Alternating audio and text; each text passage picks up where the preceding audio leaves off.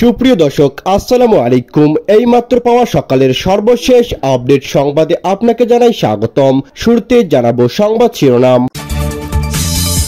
শুরুতে জানিয়ে দেব আওয়ামী লীগের ঝটিকা মিছিল দিয়ে কার্যক্রম নিষিদ্ধ আওয়ামী লীগের 2 সাবেক সংসদ সদস্য গ্রেপ্তার, থাকছে বিস্তারিত।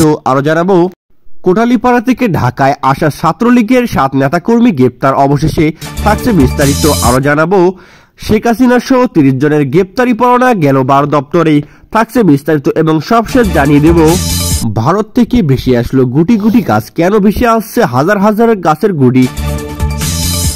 এতক্ষণ শুনছিলেন সংবাদ শিরোনাম, এবার থাকছে বিস্তারিত। সন্ত্রাস দমন আইনের আওতায় কার্যক্রম নিষিদ্ধ আওয়ামী লীগের সাবেক 2 জন সংসদ সদস্য সহ সহযোগী সংগঠনের 13 নেতাকর্মীকে গ্রেপ্তার করেছে ঢাকা মহানগর গোয়েন্দা পুলিশ ডিবি।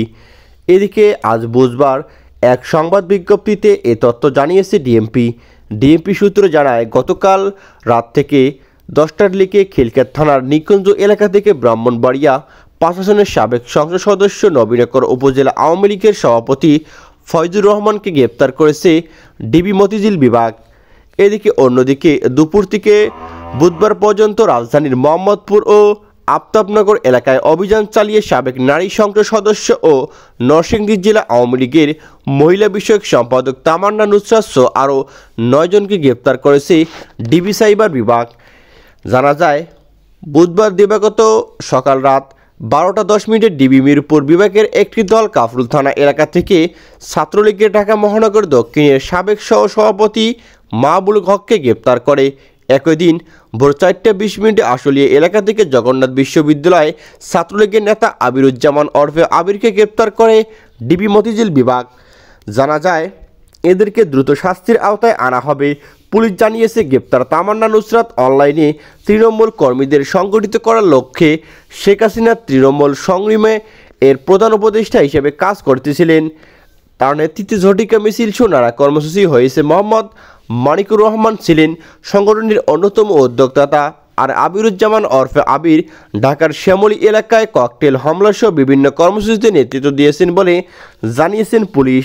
ঢাকা মহানগরের আইনশৃঙ্খলা পরিস্থিতি অবনতি এবং নাশকতামূলক কর্মকাণ্ডের মাধ্যমে জনমনে ভীতি সৃষ্টির উদ্দেশ্যে গোপালগঞ্জে কোটালীপাড়া থেকে আসা 7 জন সহ মোট 11 জন নেতাকর্মীকে গ্রেপ্তার করেছে ঢাকা মহানগর গোয়েন্দা পুলিশ ডিবি।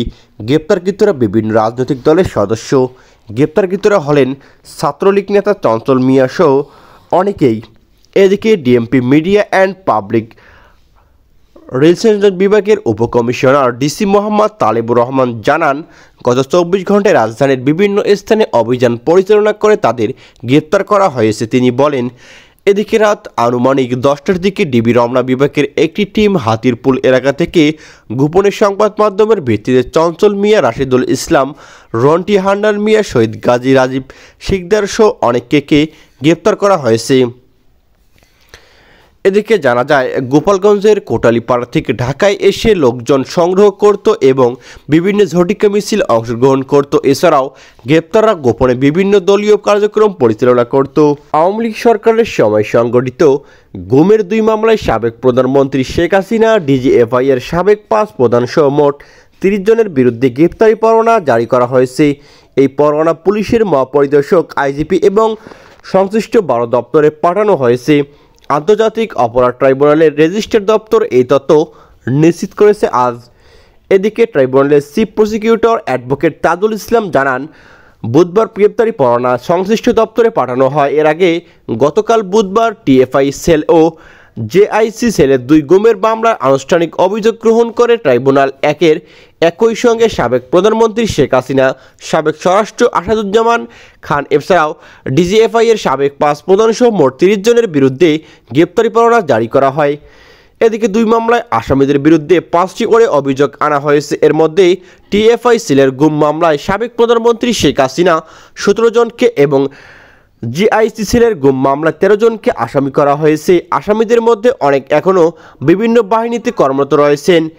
এদিকে আরও জানা যায়, তবে চিফ প্রসিকিউটর জানান, আনুষ্ঠানিক অভিযোগ দাখিলের পর আইন অনুযায়ী তারা আর কর্মরত হিসেবে বিবেচিত হবে না।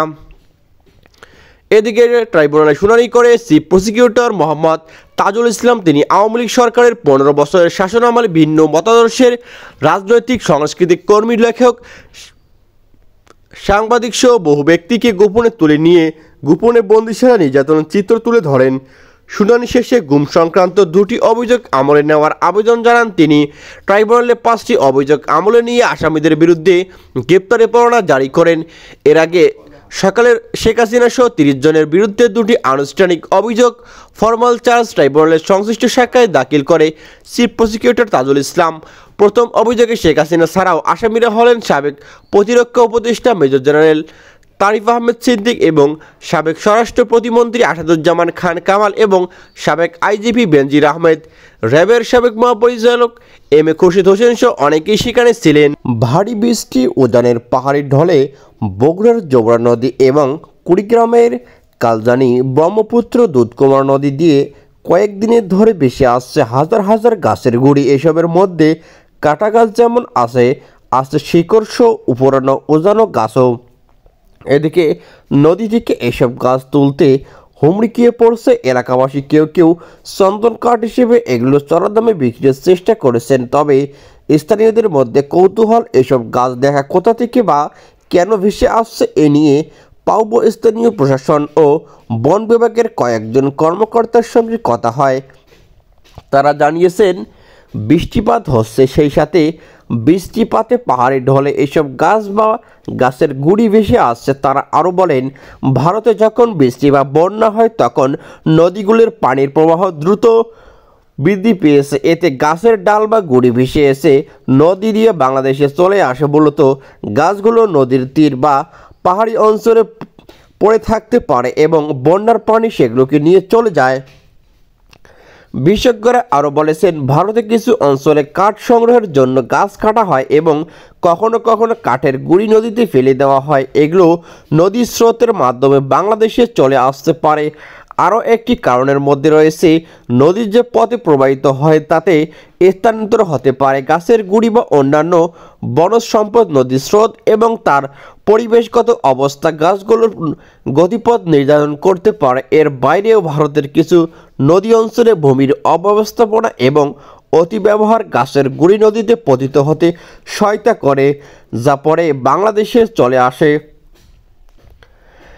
গাছ ভেসে আসার এ দৃশ্য শুধু বাংলাদেশে নয়, ভারতেও দেখা গিয়েছে। পশ্চিমবঙ্গের গণমাধ্যম দ্য ওয়ালের এক প্রতিবেদনে দেখা যায়, পশ্চিমবঙ্গের কোচবিহারের তোরসা নদী হাজার হাজার গাছ ও গাছের গুঁড়ি ভেসে আসছে। সেখানকার বাসিন্দারা জানাচ্ছেন, তোরসায় ভেসে আসছে অগুনগতি কাঠের গুঁড়ি এবং দৃশ্য তারা দেখতে পাইছে।